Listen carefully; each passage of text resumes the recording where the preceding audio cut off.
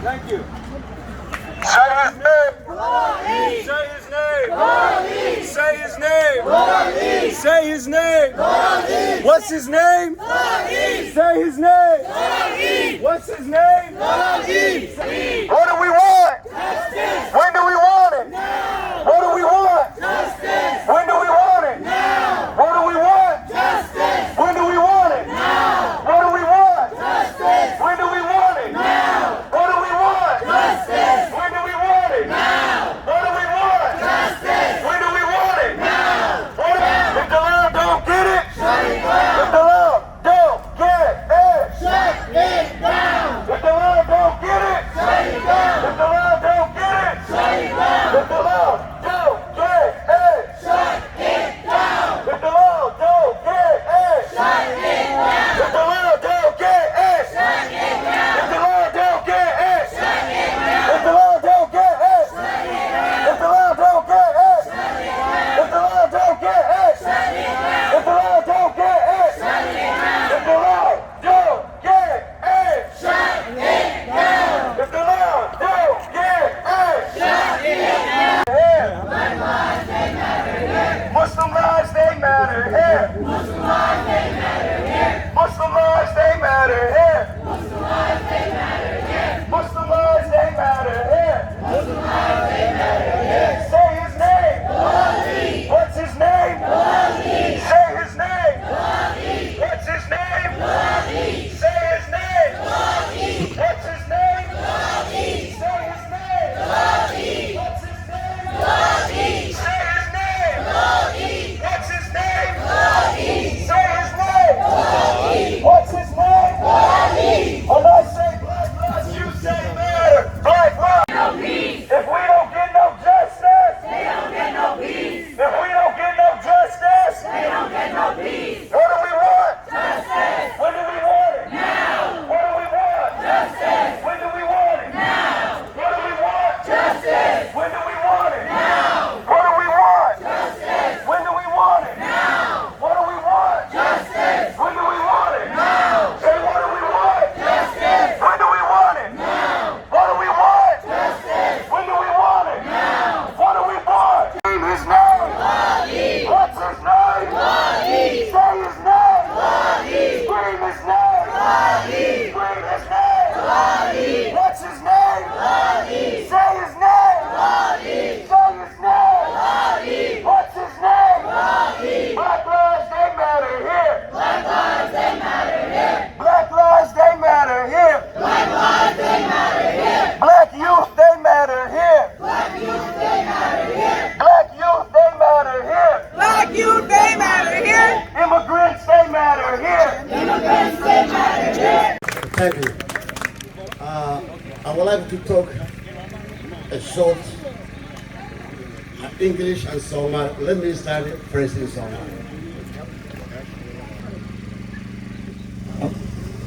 Everybody who was showing up today, and those who didn't have a time and they've been so many days before, I really appreciate all of you. Okay, the governor, he don't want him to back Dolal Idd his case to you in Kate Allison or independent investigation. The reason he don't want to attack that it is he's a black man. Okay, and he's a Muslim too, and he's immigrant, and he's Somali. All of those four, the words I say, that's why he don't want to take the case. Our governor, he is always for support and like the police will say. They don't have any proof at all, any camera at all, and it was as a nation set up to kill my son that night. There are so many videos At the car wash, gas station car wash, it has a 4 video camera. Okay, the gas line it was for 12, the video camera. A 4 times with 12, but that's with 16. And then the big one is inside. They was just to show us only for 20 some seconds. Okay, when we down, I saw motherfucker police screaming and was saying, stop, stop, and he started with the gun shooting, okay, and take away my son's life. And they was just, this man, the governor, he has to pass the case. We need a justice. And if you would think that the case will be closed and we're gonna get tired, we will never be tired and we'll never stop it until we get what we wanted, and what we want is justice. We don't need anything else. Okay, so like right in the middle of your video. We don't need anything else. Okay, what we want is a justice. And what I wanted to tell him, our governor, we are the black and we are the people. We know our rights. We know our rights. And soon or later it will be came back, this man, and he gonna came to us and knock our door and ask us a vote. And we don't want it that. We don't need just a smile came from the lips. We don't need that. We need a really smile came from the heart. And tell the people the truth. We don't need someone who supports the killers. We don't need someone who supports what? And justice. We need all of us, and we're standing. We need a justice, and what I want to say, our governor, you have to pass the case to Kate Ellison office or a private investigation as soon as possible. Please, please, I love you all. Thank you. I want to greet you all with the greeting of peace. Assalamu alaikum wa rahmatullahi wa barakatuh. Peace and blessings be upon you all today. I showed up a little late. I was bringing the sound system. I want to just let all of you know that this is not the first day we were standing here. How many of you were here on Friday? How many of you were here on Saturday? And obviously the rest of you are here today. One of the things you have to understand about showing up is that is the most important thing you can do. We need to show up for each other. Today we're standing for Dolal Idd, but really, as many people have been saying for the last couple of days, we're really standing up for the young people everywhere who's alive right now. We want to change the system so the system is seeing the humanity in all of us. The system does not see the humanity in all of us. How is it that in Bloomington, a man can shoot 40 bullets at the police and injure his neighbors, yet he's apprehended without a single scratch? How is it a man goes after a police officer with a hammer, striking him, and he goes, both of those people go away? How is it possible that when a black man is jogging in the middle of a neighborhood, he's gunned down? How is it possible that if you pull your cell phone out, you may be killed? How is it possible that if you legally obtain and have a right to carry a gun, that you tell the officer, I am a license to carry a gun, and that kills you? The reality is, in this country, for far too long, the system is built to target a certain group of people and not others. But the reality is, for the first time, I think in a long time, people have awoken. George Floyd's murder, lynching that happened on 30th in Chicago opened a lot of people's eyes. Because I'm telling you right now, there's not that many people for Isaac Aiden when he was killed in Eden. There are not that many people that care. There are not a lot of people that care after even Jamar Clark when Thurman Blevins was killed. We saw people just continuously think that it's one-off, but it's not. It's gonna continue to happen. It's been happening, right? We see what happened to Winston Smith. We see what happened to Deanna Marie. And we see what happened to other people that have been killed in the state of Minnesota. We want the system to work. And the reason why we've been here for the last 3 days, in front of the governor's mansion, interrupting his weekend, interrupting Summit Avenue summer weekend, is because the governor has the ability to ask the Attorney General to investigate the case. And if you think that that is something unique, it's not. That's what we asked for when George Floyd was killed, and the governor sat on his ass, waited while the city burned, while he could have brought us some justice on day one. Instead, he let Mike Freeman burn the city because of his inaction. In fact, Mike Freeman came forward in a press conference and said, "I see reasons not to charge Derek Chauvin." We saw 9 minutes of a man being lynched, and he saw a reason to keep him still on the force. That's the system that we can't trust. That's why Dakota County, when they came up with their ruling last Friday, it's the same ruling that many families have seen. They do not hold police officers accountable. We can't even talk about reform. We can't even talk about change. We just want to hold them accountable.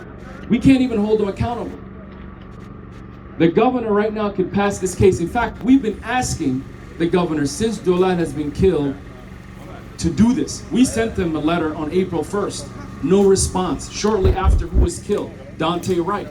And then we went and protested in front of the home of the county prosecutor in Washington County. And then it took protesting in front of his house for us to move that case to Attorney General Keith Ellison.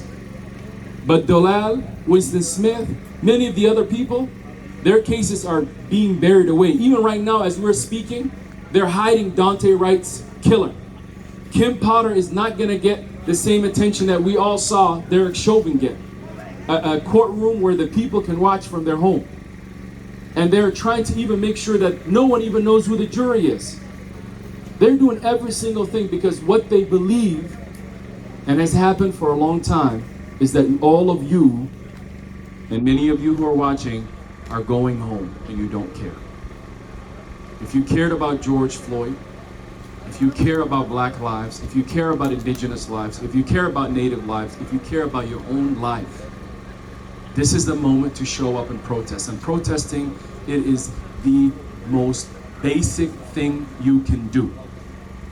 We believe in Islam, the Prophet ﷺ said, when you see an injustice, when you see something wrong, first thing you can do is change it with your hands. But if you cannot change it with your hands, then at least your tongue. And if you cannot at least speak up on it, then at least hate it in your heart and know that that is the weakest form of faith. And I'm telling a lot of people who've been putting stuff on social media, thank you, but where are you right now? Right? This is a struggle that has to continue, and we need to fight every single day. We cannot just show up one day. We have to show up every day for each other until the change comes. I'm telling you right now, many of you right now, many of us today, we benefit from the fight that people made in this country. Black, brown, indigenous, white people, faith people marched in the deep South, where they were not worried about some police officer telling you they're going to tow your car. They were worried about a lynch mob catching you in the middle of the field and hanging you on a noose. That's what they feared when they were going into the southern part of the country, fighting for freedom of voting, which is still threatened today. It takes a generation to connect with another generation. The generation that we're standing on their shoulders, the late John Lewis and others, they did everything they could in their time. And we need to do the same thing. So get off Netflix, get off social media, show up for each other, have real conversations, feel the pain of these families that continuously re-traumatize themselves in front of you to let you know that their loved one is killed, and they are a sounding board for you so that we stop the next person. We always say this. There is someone walking amongst us that has an expiration date because of a police officer. It's going to happen again, folks. Whether it happens here in Minneapolis or St. Paul or other parts. And it's more likely going to happen to a black person. And it's more likely going to happen to a black man in America. But George Floyd woken up people. I just hope people really were awoken. I feel the revolution happening in this country. And the worst thing you can do, as Dr. King said, is sleep through a revolution. Are we not going to sleep through a revolution, y'all? We're going to have to stay up and stay on the streets. So I'm going to ask all of you right now, let's hit the streets. Come back. Leave the sidewalk. Let's hit the street. Because this street right here, we stopped this street today and the police are not having a good day. Right? The rich folks that live in these beautiful homes, they're not having a good day. They definitely do not want us to echo this sound, right? This is what it is. We have to interrupt the status quo. Fill the street, y'all, fill the street. We have to interrupt the status quo. We have to interrupt people. Because a human life is worth more than our comfortability. A human life is worth more than money. A human life is worth more than everything else that we put value on. In Islam, we say that saving a human life, as the Quran teaches us, saving a human life is as if saving mankind. And when you think about it deeply, I want you to think about right now. If we would have been able to save Dolal, what would we have saved? We wouldn't just save Dolal, we would have saved his children. We would have saved his grandchildren. We would have saved his great-grandchildren. We would have saved his great-great-grandchildren. We would have saved an entire humanity. That's what we would have saved. The most expensive thing on this earth is a human being. It doesn't matter who you are. A human being that has a heart. A human being that exists on this earth. The days of deciding which human beings stay and which human beings go are over. And especially here in the United States. This is a country that tells the rest of the world how to act. But we know we've got a lot of issues in this country. And we better look in the mirror and realize that we need to take care of our own things. We incarcerate more people. We shoot more people. And right now in the state of Minnesota, while the state has one of the best healthcare system, best education system, one of the best job opportunity in the country, it has the worst disparities for a black person. When it comes to jobs, when it comes to economics, when it comes to education, when it comes to home ownership. Yet, all those lights are on because immigrants, minorities are slaving themselves on less than $15 in this state, putting food on other people's mouths and having to go home to a state where they pay taxes and those taxes not coming back and taking care of their own children. We cannot have that anymore. So wake up, Minnesota. Dolal is a reminder to all of us. We are all Dolal today. We are all Dolal today. And fighting to keep his story alive and getting justice for Dolal means that there will be justice for others. The moment we change the system and we do not let any other police officer kill people and the local county prosecutor prosecute, that change is a small change, but that change will bring upon a new life. And it will be part of that change that we want to see. And that is why we're standing in front of Governor Walz. Governor Walz could have came out here, talked to us, could have stayed out here. He did not. Because the reality is, we have not really filled the streets. I tell you, if we fill the street and we have people from over there and over there, first of all, the cameras would be up. Channel 5 and Channel 9, they'll all be, helicopters would be roaming, right? And then we walk over one of those bridges and they get really scared, right? People be worried about us crossing a highway. But that's not it. It's about consistency. It's about consistency. And that's why this protest was not the same as other protests. We didn't just protest one day. We came here on Friday, we came back on Saturday, and we're back here today on Sunday. And that tells you that we're gonna change the system now. And we're gonna continue to do this. And we need to demand this justice by any means necessary every single day. Say it with me. Say his name. Say his name. Say his name. Say his name. Say his name. Say his name. Say his name. What do we want? Justice. When do we want it? Now. What do we want? Justice. When do we want it? Now. What do we want? Justice. When do we want it? Now. No justice. No peace. No justice. No peace. No justice. No peace. No justice. No peace. No justice. No peace. No justice. No peace. No justice. No peace. No justice. No peace. No justice. No peace. All right, now I'd like to bring Ikram, sister of Dolal. I know she's been speaking a couple of times, so I'm bringing her back up to the microphone to say a few words. I'll give a hand to Ikram.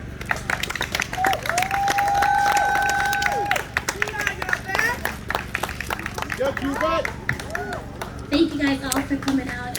We really appreciate you guys coming out and supporting us. You all know that Dolal was unjustly killed by the Minneapolis police on December 30th, and all we want is justice. My dad speaks at every event, every protest. He posted it on social media. We're sharing it everywhere. Shares it everywhere. We want you guys to show up and show us some support. We don't know who's going to be next.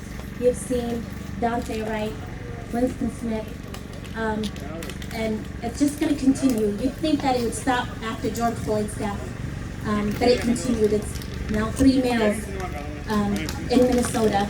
So we just want you guys to show some support, come out to stop the next victim from being murdered by the Minneapolis police. You guys, we just need your support. We need transparency. It's not that hard. It's not hard for this governor to just make that phone call, just like Jaylani said, to just say, you know, assign it to a private investigator or Keith Ellison, and just to make this clear to us and show us what they found. They keep telling us that, you know, he's shot. They've completed the investigation and they're clearing their name. But what have you seen? Let's see the camera for every angle. Put it out there, not just for us, but for everyone to see. You know, you showed 20-second video that no one can really tell that if he's shot or not. You can clearly see that he was being shot, but we can't see where the gun went. Okay, if it hit someone, where is it then? Where are the bullets? Where did that bullet go?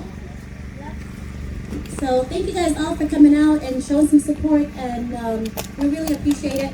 If you can't come, please come consistently. If you can't come, the least you can do is reshare. You know, on social media, text your friends. Don't be hesitant. Exactly. You know, it's exactly. It's a text message to a group of friends. You know what I mean? Just keep resharing and please show up, show some support. And this is not just for Dolal. It's for your kids, your grandkids, your nieces, your nephews. You know. So thank you guys all for coming out. County Prosecutor Jack Backstrom took that case. 90 officers surrounded young Isaac Aiden, shot and killed him after they had a failed, botched attempt. Isaac Aiden didn't do anything. He was just sitting down on the curb, listening to their instructions. They did not wait because they had to get to their holiday weekend. They had 90 officers, and then they decided to do an action and actually shot at him, rubber bullets and flashbang, and then eventually killed him. So Jack Backstrom takes the case of Dakota County, refuses to meet the family, refuses to meet Isaac Aiden's family. Said, I'm not going to talk to you, I'm not going to do anything until the day I'm going to release the video. And that's exactly what he did. And when Dolal was killed, Hennepin County wanted to pass the case to somebody else. And so what did they do? They passed the case, and guess who asked for it? Dakota County Prosecutor Jack Backstrom. He asked for the case. And then this is the thing about the reason why he asked for it. He asked for it, then 3 months later or a few months later, he retired. Or 3 days later, he retired. Right? An insult to injury. So I want to just let the Somali community know that people know that when Jack Backstrom picks your case and says, I know how to deal with the Somalis, give me the case, I'll deal with them, and then brings back this last verdict where they did not even provide any information to the community or the family, and more than that, refused to even talk to the family after the family asked for information, particularly on the case in the initial onset. This is what's happening. They know, these politicians know, and the corporate media also knows. One of the biggest lies that is happening right now is that they're saying because people are asking for police to stop shooting us, that people are robbing other people are killing other people. It's that bullshit, right? And the reality is this.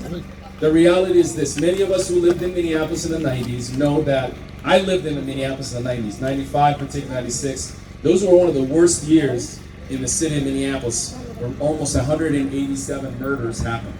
And to be honest with you, the police failed the black people then, and they continue to fail black people, right? So this idea that the police are actually stopping robberies, they're actually stopping actual crime, they're not doing that either.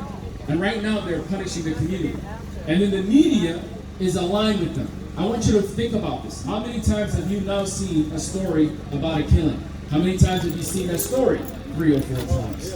And because the media is playing up this idea that the city is lost, the police can't do their job, and because protesters are asking for accountability. That is a narrative that many people are accepting because they do not have anything else to think about. We need to wake people up. Because George Floyd was not isolated. They wanted to bury George Floyd, but it was a protester. It was a peaceful protester. It was a young woman who stood there with her phone, who recorded for the entire world the injustice that has been happening for centuries in this country. And that is why we woke up, but they want to put us back to sleep.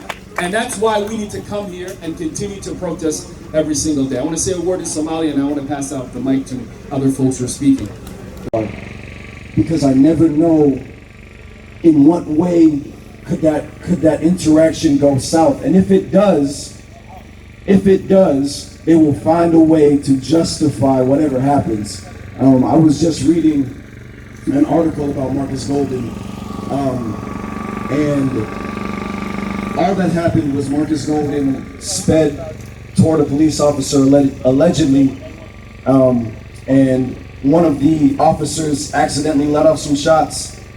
And then his partner, the officer who's standing down there, thought that it was Marcus who was driving that let off shots. Shot into the car, hit him in the head. He crashed his car. They pulled him out, saw that he was bleeding profusely from his head, but proceeded to put him into handcuffs because they figured he could still be a threat. And in that article that was written around the time Marcus Golden was killed, they mentioned that Marcus Golden had recently bought 2 firearms, one of which was sitting underneath trash somewhere in his vehicle. What did that have to do with the incident that day? Absolutely nothing. The article specifically said there was no evidence that Marcus Golden even touched his firearm that night. Then why was it even included into the article? Because they want to paint the picture of a black man my age, 23, 24 years old, that he's into guns, he's violent. They brought up his relationships with others. They brought up past instances of physical altercations he has had. But none of that was known by those officers in that instance when they were having an interaction that took, they said, around 20 seconds with Marcus Golden. They said it took around 20 seconds with Marcus Golden, and Marcus Golden was killed. That was in like 2015. And now we fast forward, and coincidentally we're given, roughly 20 seconds of a video that were shown of the murder of Dolal Idd, and we're just supposed to take their word for it that everything that they said happened is what happened. We're just supposed to take that 20 seconds of one angle of video when we know that they had gas cams, body cams, cameras in the gas station, cameras all over, but we're just supposed to believe the narrative they pushed from a 20-second video that we can barely see. And in the killing of Marcus Golden, they said in the article that it all happened so fast that none of the officers were able to turn on their dash cams in the time being, so there was no video. They said that they didn't have time to, or there was no video from the store that was across the street. So again, even if there is video with the instance of the murder of Dolal Idd, they're only going to show you 20 seconds of one angle. that'll tell their story of what they say happens. And if there is no video, or if there was video, they're going to do their best to not try to let it out, act like it was never there, not going to turn on body cameras, dash cameras, or they're going to not have cameras on like the U.S. Marshals when they killed Winston Smith because they said it was the rule, even though in 2019 that rule was changed. They just had yet to implement it. There are so many factors that come into play being a black man in America, a young black man in America, 23, 24 years old, my age, that I cannot have a regular encounter with the police, because who knows what a regular encounter will turn into. And if it does turn into something bad, who knows what they'll say that it was. And you say, well, not all cops are bad, but how do I know the past of these cops when we had to find out that at a protest for a 23-year-old black man who was killed by the police, there's a cop who killed a 24-year-old black man patrolling the street right next to it. That should make all of us feel uneasy. They say that police are here to protect and serve. I would feel much safer if there were no cops at the end of these streets. I would feel much safer if it was just the people that I know, the people that value my life, the people that I know haven't killed unarmed black men. I would feel much safer if those were the people blocking these streets. But we have these cops acting like they're doing something for us, when really they're just trying to make themselves look good. Like, yeah, we're letting you guys protest here. Well, let me tell you, we were going to be here whether you let us or not, because we are the people, and we are going to stand up, and we're going to fight. Regardless of what these systems allow us to do, we are going to do them, because at all times, we are the people. We have the power in numbers, and we have the power in sheer strength when we all come together. And to echo what some of the past speakers were saying, I'm proud of each and every one of you who has come out here tonight, to give yourselves a hand for even being here tonight. Because as we see, there are plenty of people who aren't here tonight that could have been, should have been, made an excuse. And one thing I forgot to mention yesterday, I was saying that the way these systems work and will continue to work, it's going to get to a point where it comes and kicks your front door down. They're going to kill someone you know, someone you love, someone you went to school with. And when that happens, you're going to wish that you had been out here trying to prevent it from happening. But when that happens, don't get it twisted. We will be here for you. We will be here for you. Whether you're here with us or not, whether you agree with us yet or not, when your circumstances make you agree and make you align with us, the people will be here for you. And that's what we need to continue to do, is be here for one another, because it is us versus them. It is us versus them. And that's not just black, white, it's not just African American, it's everyone with black skin. It is poor, it is immigrant, it is everyone who's not the 1%, everyone who's not the top of the top. These systems are in place to keep us at the bottom. And it's going to keep separating further and further until we will have no choice but to come together and overthrow those systems so that we can all be truly free. So thank you. That's all I had to say tonight. Thank you.